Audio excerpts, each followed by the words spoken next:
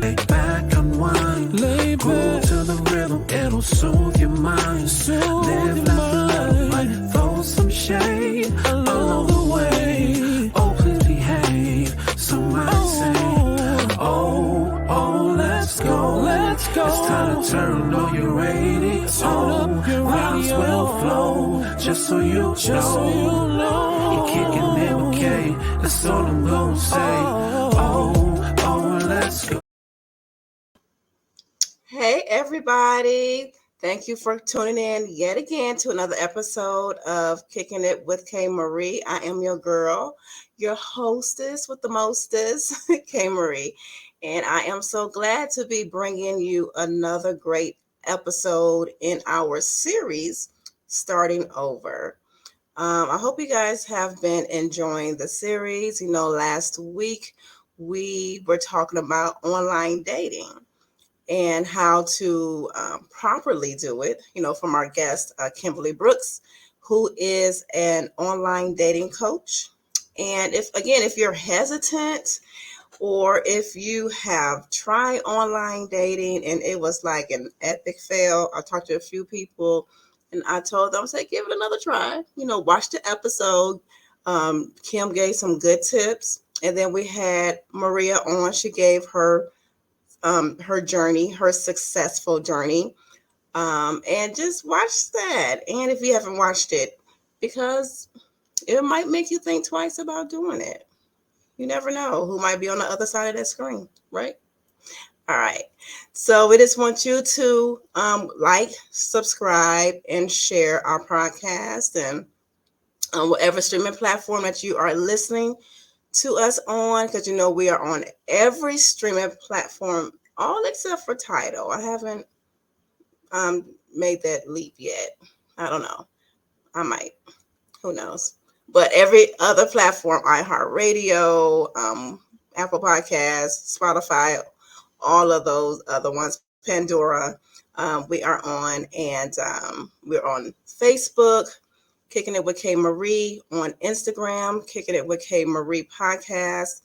And that way you can look at the podcast as well. And you can see what the guests look like. And sometimes you see things that you can't just, hear, because you have to see it to believe it.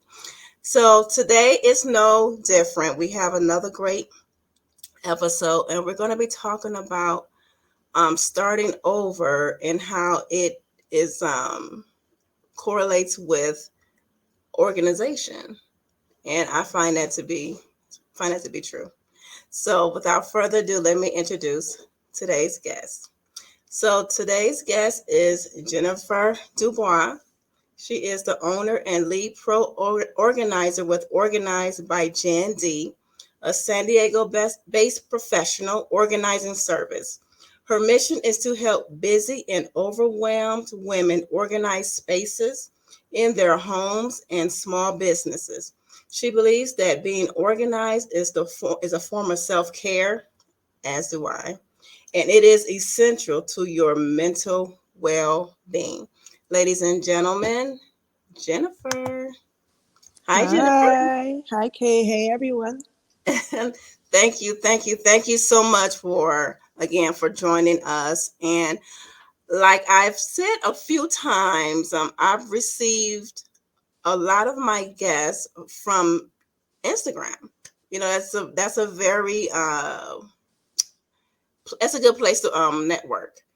And Jennifer and I, we follow each other. I've been seeing some of her organizational skills at work, and and her Instagram is just so nice.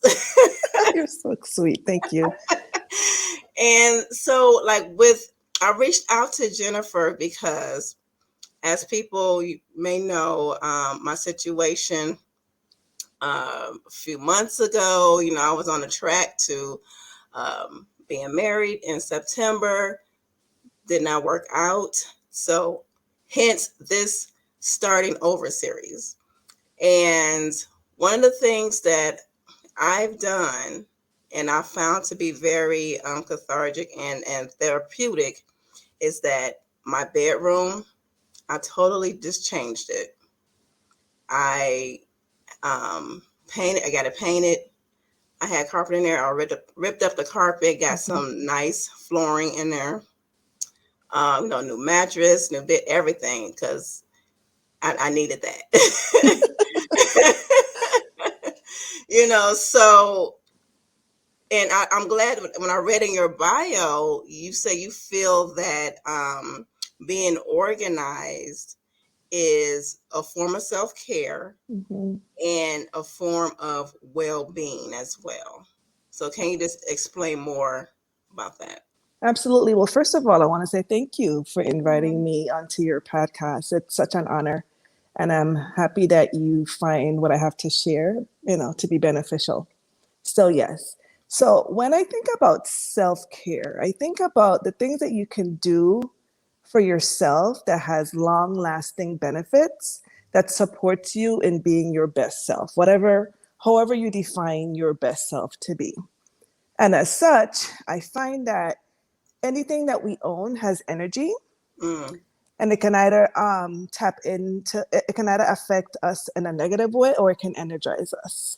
So I feel that living and working in places that are organized and are beautifully styled is essential to our mental well-being. As such, is essential for self-care. So self-care, a lot of times we think about like bubble baths and candles and chocolate and things like that. And I don't want to negate the benefits from those things, but the results aren't long lasting. And I feel like exactly what you did, you went in and you gutted your bedroom environment. You took up the carpet, you got all new furniture, and those things that you did have a longer lasting effect than if you had just done, like, say, a bubble bath. So Yeah. yes, being organized, especially when we do it with intention, it helps to support us in being our best selves. And ultimately, that supports our mental well-being. That's kind of my philosophy. I like that. So what made you get into organizing? Were you always like that growing up as a child? What did you always like put your toys in, neatly back where they were, or how did that all originate? First of all, I want to start by defining what organized is. It's not necessarily how things are aligned. It's just, fundamentally speaking, it's just having systems in place for you to find what you need when you need them. That's it. That's kind of where we start. Everything that we do above that is an added benefit. Like you said, aligning things in perfect order or using containers and bins and things like that. So my story, how I became a professional organizer. So I am a registered nurse, and I work, and so obviously, nursing, the profession, is a very stressful job. It's a very stressful industry because it's one of the professions where you use all of your skills and you also use your being to serve your patients, right? So just kind of looking at my colleagues and looking at myself, I realized that in order for us to sustain and have longevity in our professions, we would have to care for ourselves. So I went on a journey to decide, what can I do to support my colleagues in better caring for themselves? I came to the term, self-care. I looked at, maybe I could do a retreat where they could come and they can have a weekend away.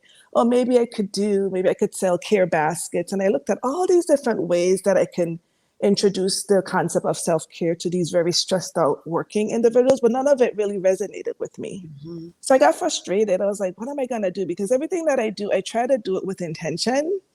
So I did a brain dump and I wrote on a piece of paper I had no idea what was going to come of it, but all the things that ignite my soul, right? Caring for people, managing a household, beautiful aesthetics, all these things. And at first glance, none of it connected. But then it dawned on me, it all kind of, I don't know how it came together, but at some point I looked at these words on this paper, and what I got from it was professional organizing, because it marries all of those things. You're caring for yourself, you are managing your daily processes so that you're more efficient. It can be beautiful. So all of those things kind of came together, and that's how I became a professional organizer. Come January will be my 2-year anniversary in business. Okay. So, yeah. Okay, so what do you find is the most difficult for people to help them stay organized? Because a lot of these shows, like these hoarding type shows, are very popular now, right? Yeah. So, like, before it gets to that point, what do you find is the most difficult thing for someone to prevent them from having everything, in having a place for everything, a home for everything? And I don't know if my answer will, I don't think you're going to expect the answer that I'm going to give you, but I believe when we fail to start with our why, we don't have the buy-in. So you could do all the bins and the organizing and all of those things, and it's not going to stick because you don't know why you're doing it. You're not connected to your why. So you have to get clear on why you're doing it first and foremost. And I find that my clients that are the most successful, they get clear, and I help them do that. That's a part of my process. We get clear, and we spend some time in identifying, why are you doing this? Why is this important to you? And why is it important to you right now? So that's what I find. Okay. Yeah, I can see that. The why, like the root Yeah. of it. Yeah. Yeah. I know sometimes when I give that answer, people are like, no, but what about this? Is it the right bin or the right label? Right. I'm like, we could do all these things. We could do it. We could do it, right?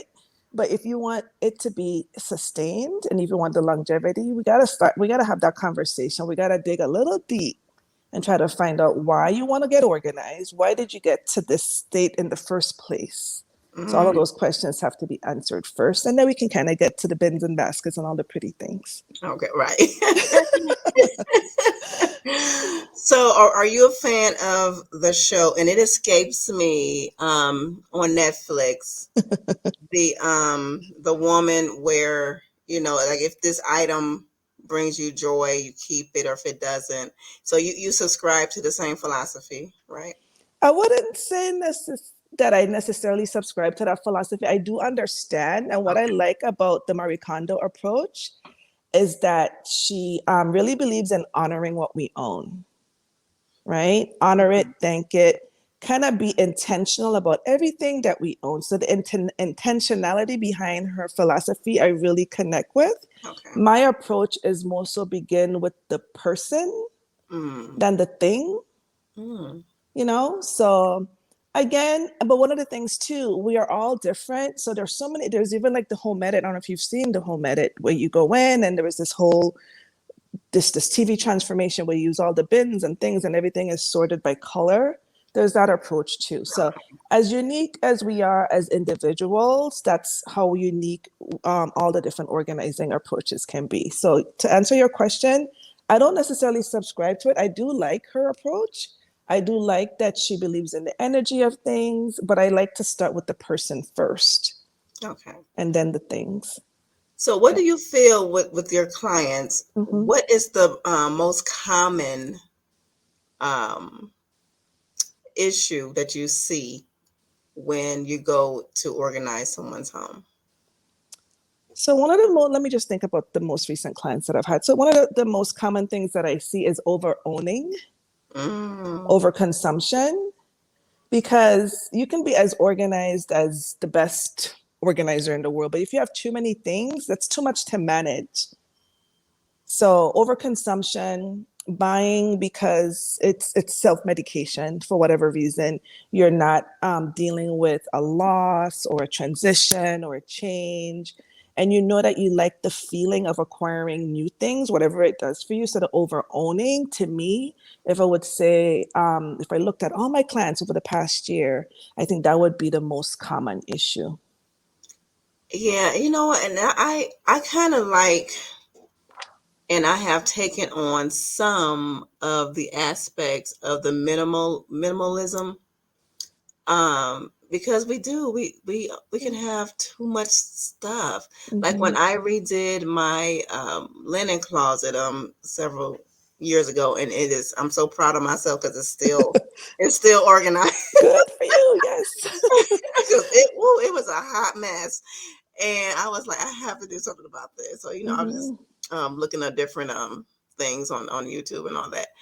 and I ran across like minimalism, and I was like, Mm-hmm. because I had Mm-hmm. like tons of towels, tons of this, and, Yes. you don't need that much. We don't. I really, really don't. Yeah. You Yeah. really don't. So Yeah. I get that. Mm-hmm. How do you feel about minimalism, that lifestyle? So it works for people. For a lot of people, it does work. For me, I like to call myself an essentialist. Mm, And what that is to where you have what is essential to support the life that you want to live. Like okay. I collect teapots, right? Mm, And I think I have maybe 10 teapots. So as a minimalist, that wouldn't be a part right. of my lifestyle because how many teapots do you really need, Right. right? But it's essential for me because it brings me joy, right? Mm-hmm. So to me, essentialism is a middle ground between being a minimalist and over owning. You can own many of a certain category of things, but you're owning it with intention Mm-hmm. and you're able to manage it in a way that it doesn't infringe on your time and your space. Okay. So that's kind of where I fall in that middle Yeah, ground. Yeah. I like But I that. have friends, as a matter of fact, one of my dear colleagues, she's local, she lives in an Airstream. And I think she owns only total within the home, there's only 300 items. Wow. And whenever she Wow. buys something new, she's very intentional about removing something from her home. And Yeah. it works for her. So yeah, I feel like it does work for some people. It does. Yeah. Yeah. Yeah. It does. So okay, so how would somebody's watching this, right? And Yeah. they know that they need to get their life, as people would say, and they need to organize their living space. Mm-hmm. How would they first go about doing that? Because it can be overwhelming Oh sometimes when you. yeah. It's like that could stop you, Oh, or for sure. or you can procrastinate because you're thinking, oh my gosh, all this stuff I have to Mm-hmm. organize. It's Yes, very yes, yes, overwhelming. yes. So again, starting with defining your why, right? You know why you're doing it. That's step one. The second step is pick a small spot, whether it be we call them a junk drawer, but I call it a utility drawer. You pick your junk drawer. You just sit. You tune everything else out. You pick this one small spot and you focus on that spot. And as you go through the items, you're thinking, keep, toss, donate, right? Hmm. So you have these categories of things, and as you take the first thing out, and I'm at my desk, so I'll grab something. Like you have this pencil. Hmm. Am I gonna keep this pencil? And when you think about keeping this pencil, is it broken? Does it still have lead? Is it if it was a food item, is it expired? So once you go through all the reasons why you think it's a valid item to keep, then you put it in the keep pile. And then you go back, you pick the other thing. Now here it is, I have a pen that's broken. So this is gonna go to the trash. So you take your time, put on some good music, and you just item by item go through and connect with it and decide if you're gonna keep it, toss it, or donate it, right?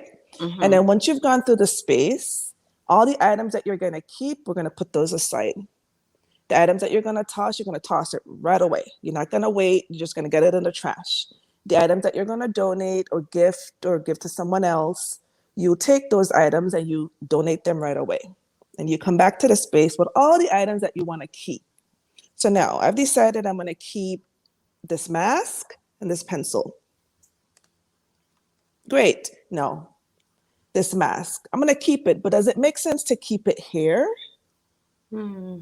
So you find this mask and you give it a home within your home. I'm going to keep this mask, but it doesn't make sense to keep this mask in my utility or my junk drawer, but I'm going to keep it next to my bed, wherever you're going to determine to be the Hmm. home for all of your masks. And this is now where this item will live.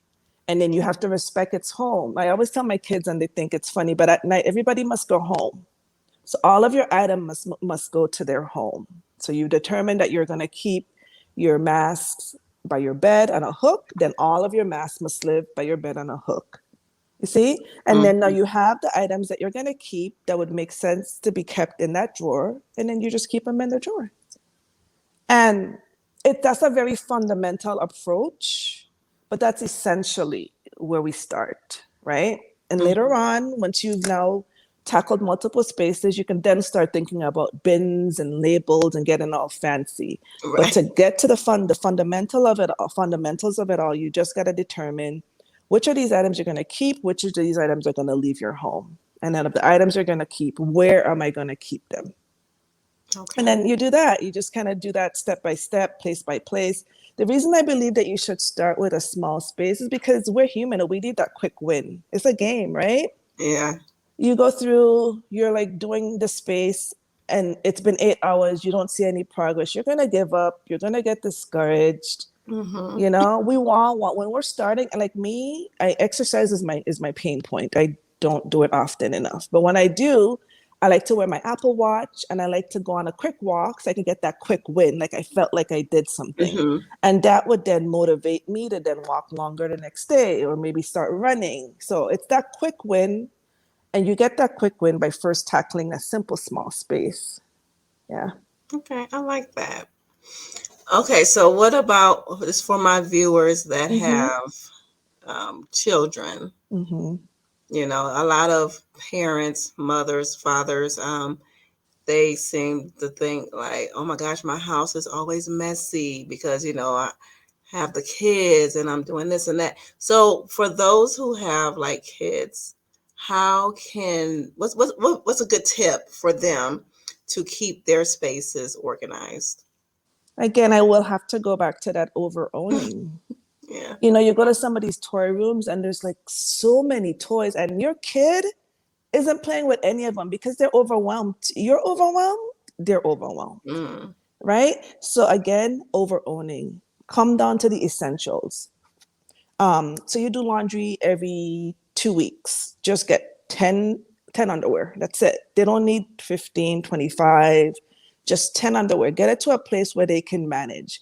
One of the first things that we have to do is we have to check our expectation because they're not adults, they're children, and they're not going to neatly fold everything and put it in these neat compartments. So you're going to have to check your expectation and give them a little bit of leeway to be who they are developmentally.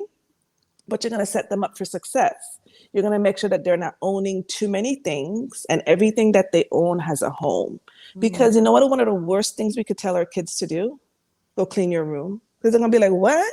That could mean so many different things, Yeah. right? Like for me, it was putting everything like under my bed or in the closet. Exactly, right?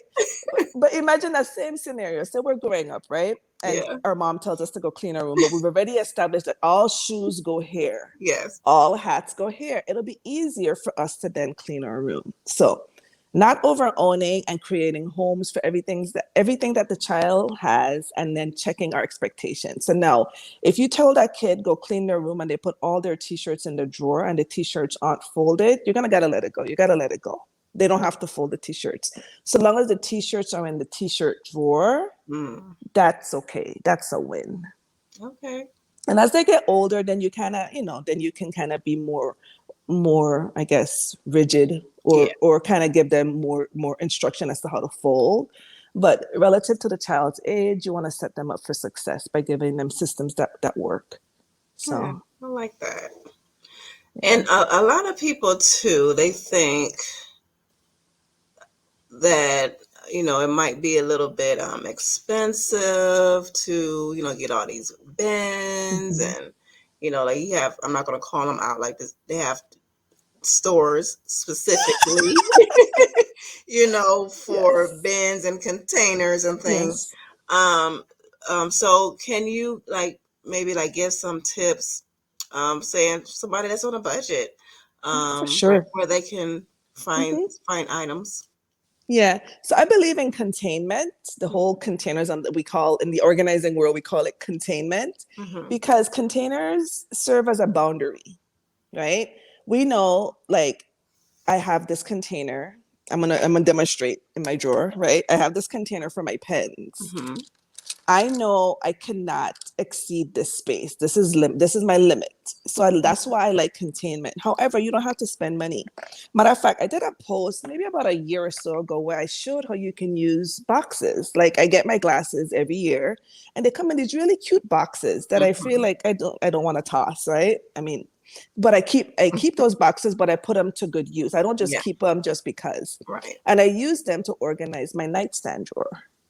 Mm. So it can be free. You can get shoe boxes that you can take your shoe cover and you can take the box and you have two containers right there. Mm-hmm. You can line the inside with gift paper or not. That'll be up to you depending on the aesthetic that you're looking for. Or you can even spray paint it all white. But literally, because if you go to that big box store, they sell shoe boxes. Yeah, yeah, they do. They do. It is a Right? shoebox. Yeah.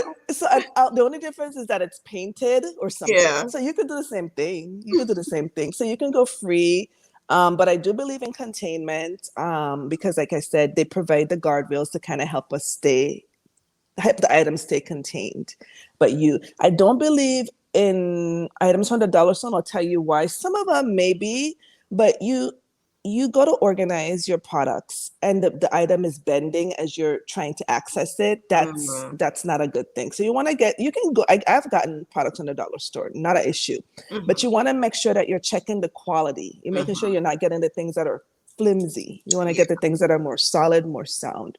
The Goodwill. But my favorite is like shoe boxes, product boxes. Okay. Shoe boxes. All right. I'm gonna have to Yeah. because always tossing them. Well, don't Always. save them just because. That's Yeah. the caveat. You want to save them just because. You want to save them with intention. You want to say, Right. I'm holding on to this because within the week I'm going to use it in this specific way. But yeah, it can get their storage containers that are like $50-$60 each. Yeah. Yes. Yeah. Okay.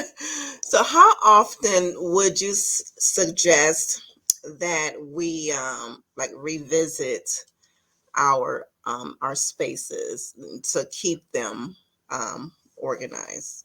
We call that a refresh. So it'll be up to you. It just depends.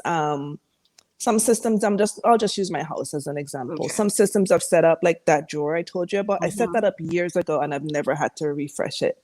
Now my kitchen pantry I've had to refresh because my boys grow. So at one point in their development, they used this type of food. So we had systems set up for this type of food. As they grow, they're using different types of food. So I wouldn't say I have a hard and fast rule as to how often. Okay. Just know you want to do it periodically. You can set yourself on a seasonal schedule to Mm-hmm. check things. As a matter of fact, there's one tip I like to give parents of kids that are growing. Every year before school starts, purge all of their clothing. Before you head out to school shop, sit down with them, go through items that they're they don't like anymore, that are worn, that are torn, that are small. We want to purge those items and then go school shopping. And again, at Christmas time, if you celebrate Christmas and you exchange gifts, just before the holidays will be a time to sit down with your kids and talk about purging their toys. Mm. So you can kind of give yourselves those types of marks in terms of a routine or a schedule, but there is no hard and fast because organizing and being organized is very, very individualized. Yeah. You just know that you do have to have points where you check in and make sure, check into your systems, make sure that they're still working. And you do have to make sure that you're refreshing those systems for sure. Okay. Yeah. And lastly, like I said, I really believe that being organized really reflects like how your life is.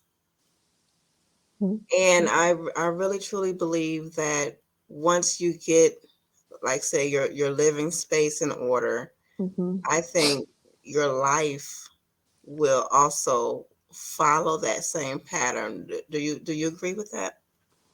So I believe that it would set the stage for you to have Mm. the momentum to then, because we do have to take action. It's not a quick fix. No. It's something, it will create the potential for growth, I believe, because it's clearing.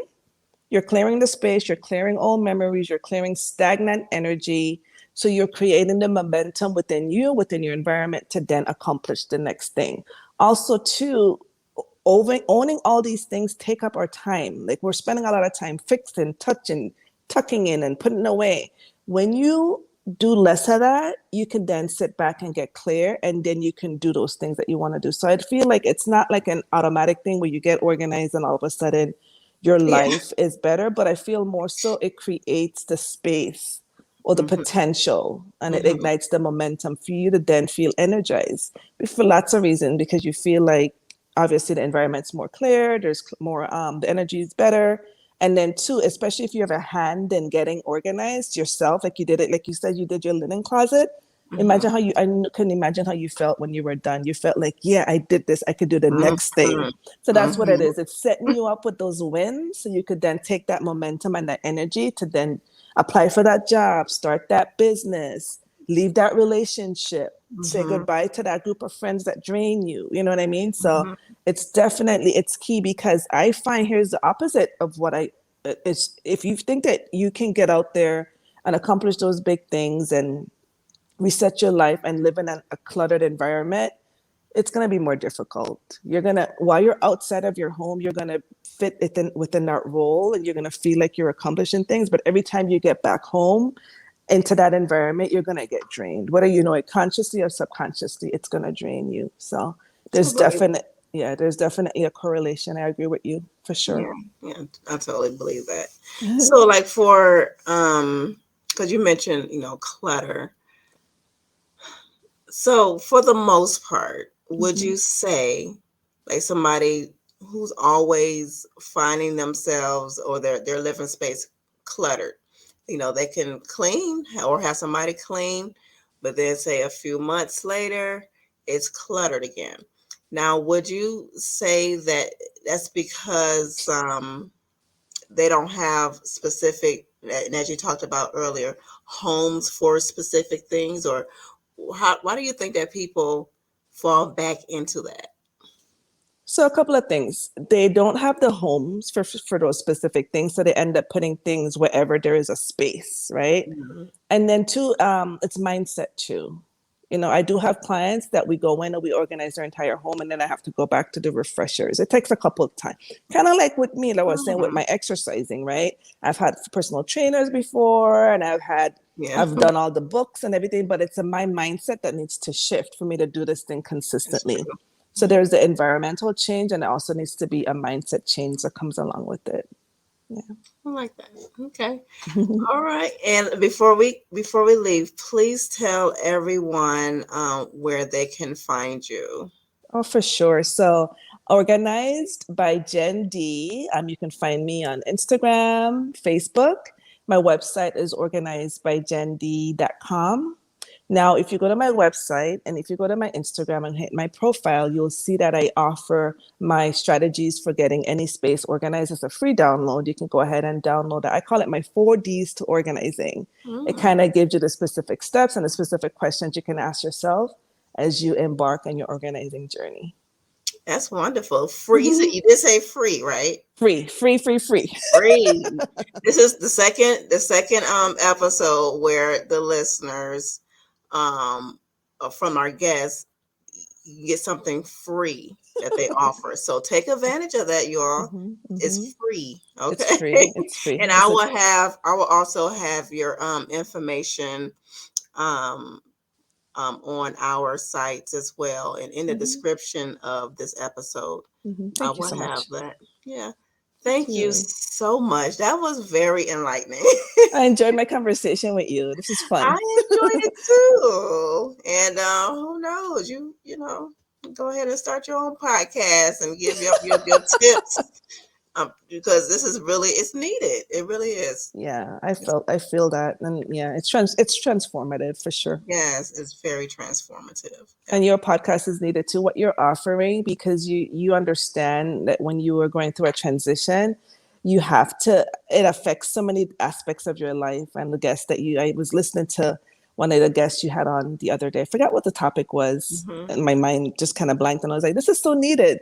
I've been married for 24 years, so I can't connect to that part of it personally, but I do understand loss, and I do understand longing and changing. It kind of affects with your confidence and everything. So all the resources that you're offering to your listeners, I think that's such a gift, such a gem. Thank you for that. So much. Thank you. I'm glad to be doing it. Thank you so much. Okay, everyone. I'm telling you, go flood Jen's Instagram and Facebook, and I'm telling you, She gives nice tips. Her Instagram is so pretty. It is really Thank pretty. you. You're so nice. Thank you so much. You know, I keep saying that because like some people's, it's organized. It's real. Thank you. It really Oh my is. goodness. So Thank you so much. that's your gift indeed. Mm-hmm. So thank you so much, everyone, for tuning in to another episode. Don't forget to like, share, and subscribe, and like Jen's social media pages as well, and go on her website. And those in the San Diego area, get at Jen. She can help you out. I'll be happy to have you guys. Okay. All right, you all. So next week, you do not want to miss the episode next week. I had a guest panel. I had 3 other people with me, and we talked about some things. So you do not want to miss that. So thank you so much, everyone. Thank you. And I will see you next week. Hi, everyone. Bye. Let's go. Let's go. It's time to turn up your radio. Turn up the radio. Just so you know, you're kicking it with K. That's all I'm gonna say. You're here now.